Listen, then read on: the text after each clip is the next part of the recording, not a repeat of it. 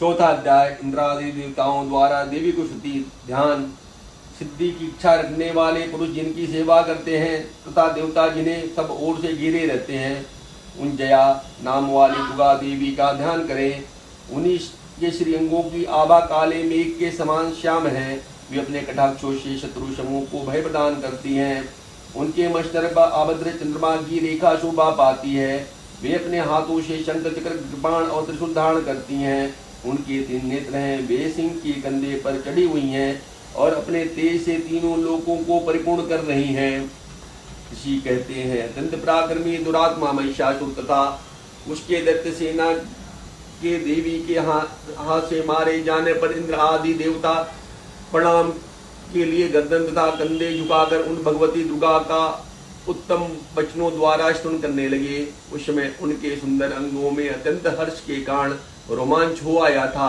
देवता बोले, संपूर्ण देवताओं के शक्ति का समुदाय ही जिनका स्वरूप है तथा जिन देवी ने अपनी शक्ति से संपूर्ण जगत को व्याप्त कर रखा है, समस्त देवताओं और मनुष्यों की पूजनीय जगदम्बा को हम भक्ति पूर्वक नमस्कार करते हैं। वे हम लोगों का कल्याण करें। जिनके अनुपम प्रभाव और बल का वर्णन करने में भगवान शेषनाग ब्रह्मा जी या महादेव जी भी समर्थ नहीं है।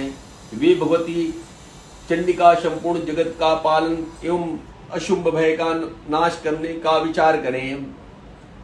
जो पुण्यात्माओं के घरों में स्वयं ही लक्ष्मी रूप से, पापियों के यहाँ दत्ता रूप से, सुंदर अंतःकरण वाले पुरुषों में हृदय में बुद्धि रूप से, सत्पुरुषों में श्रद्धा रूप से तथा कुलीन में लज्जा रूप से निवास करती हैं, उन आप भगवती दुर्गा को हम नमस्कार करते हैं।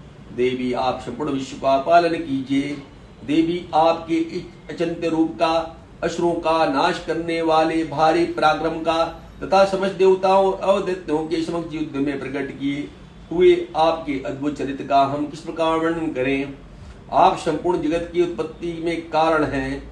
आप में सतव गुण, रजोगुण, तमोगुण ये तीनों गुण मौजूद हैं, तो भी दोषों के साथ आपका संसर्ग नहीं जान पड़ता।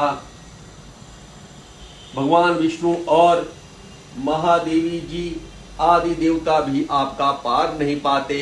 आप ये सबका आश्रय हैं। यह समझ जगत आपका अंशभूत है, क्योंकि आप सबकी आदिभूत अव्याकृता परा प्रकृति हैं। देवी संपूर्ण युगों में जिसके उच्चारण से सब देवता तृप्ति लाभ करते हैं, वह स्वाहा आप ही हैं। इसके अतिरिक्त आप पितरों की भी तृप्ति का कारण है, तो सब लोग आपको स्वधा भी कहते हैं। देवी जो मोक्ष की प्राप्ति का साधन है, अचिंत्य महाव्रत स्वरूपा, समस्त दोषों से रहित, जितेंद्रिय तत्व को ही सार वस्तु मानने वाले तथा मोक्ष की अभिलाषा रखने वाले मुनिजन जिनका अभ्यास करते हैं, वह भगवती पराविद्या भी आप ही हैं।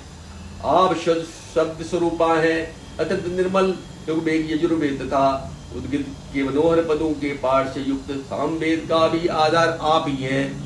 आप देवी त्रयी, तीनों वेद और भगवती छयो ऐश्वर्यों से युक्त हैं। इस विश्व की उत्पत्ति एवं पालन के लिए आप ही वार्ता, हेतु और आजीविका के रूप में प्रकट हुई हैं।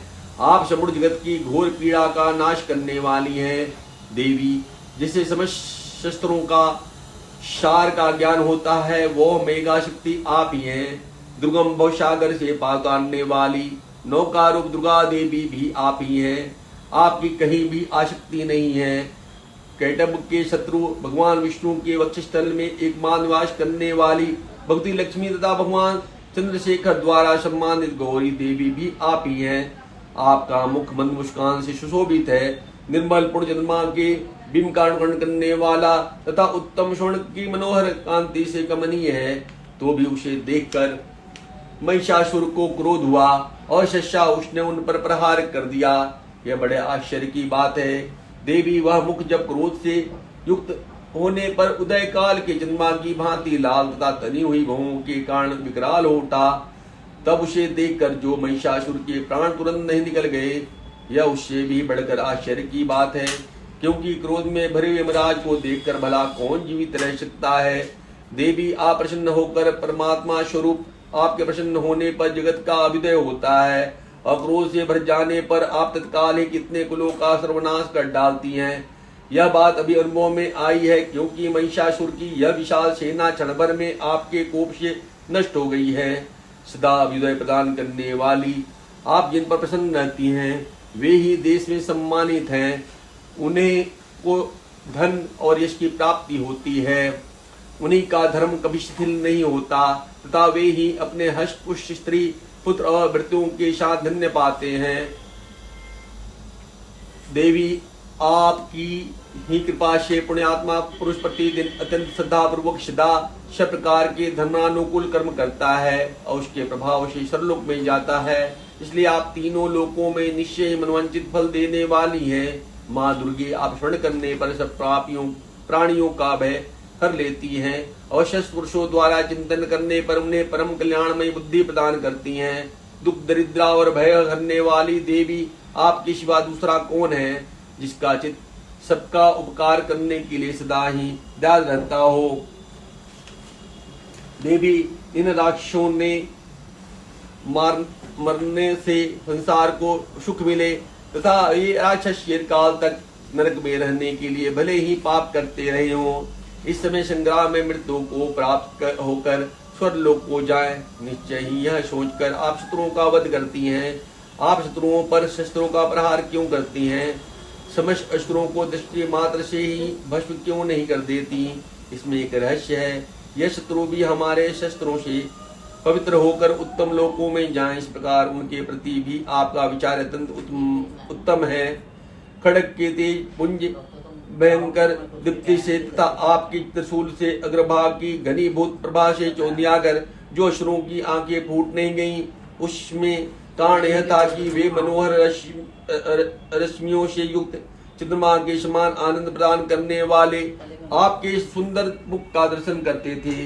देवी आपका शील दुराचारियों की बुरे बर्ताव को दूर करने वाला है। साथ ही यह रूप ऐसा है जो कभी चिंतन में नहीं आ सकता और जिसकी कभी दूसरों से तुलना भी नहीं हो सकती, तथा आपका बल और पराक्रम तो उन दैत्यों का भी नाश करने वाला है जो कभी देवताओं के पराक्रम को भी नष्ट कर चुके थे। इस प्रकार आपने शत्रुओं को भी अपनी दया ही प्रकट की है।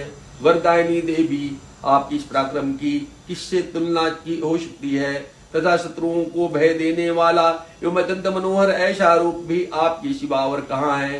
हृदय में कृपा और युद्ध में निष्ठुरता, ये दोनों बातें तीनों लोकों के भीतर केवल आप में ही हैं देखी गई हैं। माता, आपने शत्रुओं का नाश करके इस समस्त त्रिलोकी की रक्षा की है। उन शत्रुओं को भी युद्ध भूमि में मारकर स्वर्गलोक में पहुंचाया तथा उन्मत्त दैत्यों से प्राप्त होने वाला हम लोगों के भय को भी दूर कर दिया है।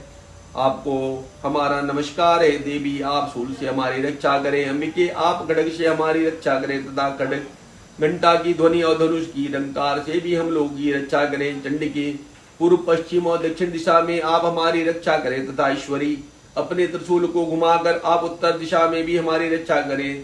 तीनों लोकों में आपके जो परम सुंदर और अत्यंत भयंकर रूप विचरते हैं, उनके द्वारा भी आप हमारी तथा इस भूलोक की रक्षा करें। अंबिके, आपके कर पल्लों में शोभा पाने वाला खड्ग, शूल और गदा आदि जो जो अस्त्र है, उन सबको द्वारा आप सब ओर से हम लोगों की रक्षा करें। ऋषि कहते हैं, इस प्रकार जब देवताओं ने जगन माता दुर्गा की स्तुति की और नंदन वन के दिव्य पुष्पों एवं गंध चंदन आदि के द्वारा उनका पूजन किया, फिर सबने मिलकर जब भक्ति पूर्वक दिव्य धूपों की सुगंध निवेदन की, तब देवी ने प्रसन्न वदन होकर प्रणाम करते हुए सब देवताओं से कहा।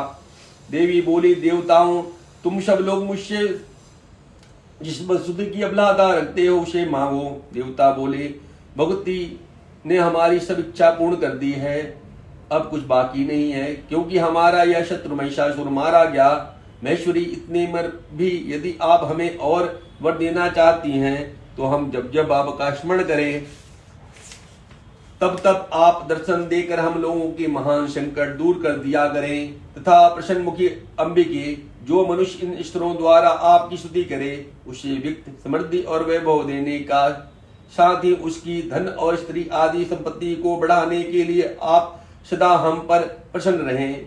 ऋषि कहते हैं, राजन, देवताओं ने जब अपने तथा जगत के कल्याण के लिए भद्रकाली देवी को इस प्रकार प्रसन्न किया, तब वे तथास्तुत कहकर वहीं अंतर ध्यान हो गई। गोपाल, इस प्रकार पूर्व काल में तीनों लोकों का हित चाहने वाली देवी जिस प्रकार देवताओं के शरीर से प्रकट हुई थी, वह शब कथा मैंने कह सुनाई। अब पुनः देवताओं का उपकार करने वाली वे देवी दुष्ट दैत्यों तथा शुम निशुम का वध करने एवं सब लोगों की रक्षा करने के लिए गौरी देवी के शरीर से जिस प्रकार प्रकट हुई थी, वह सब प्रसंग मेरे मुख से सुनो। मैं उसका तुमसे यथावत वर्णन करता हूँ। इस प्रकार श्री मार्कंडेय पुराण में स्वर्णिम मंत्र के अंतर्गत देवी महात्म्य में शंकरादेस्तु नामक चौथा अध्याय समाप्त हुआ। सत्या जोतानी माता की सदा ही जय।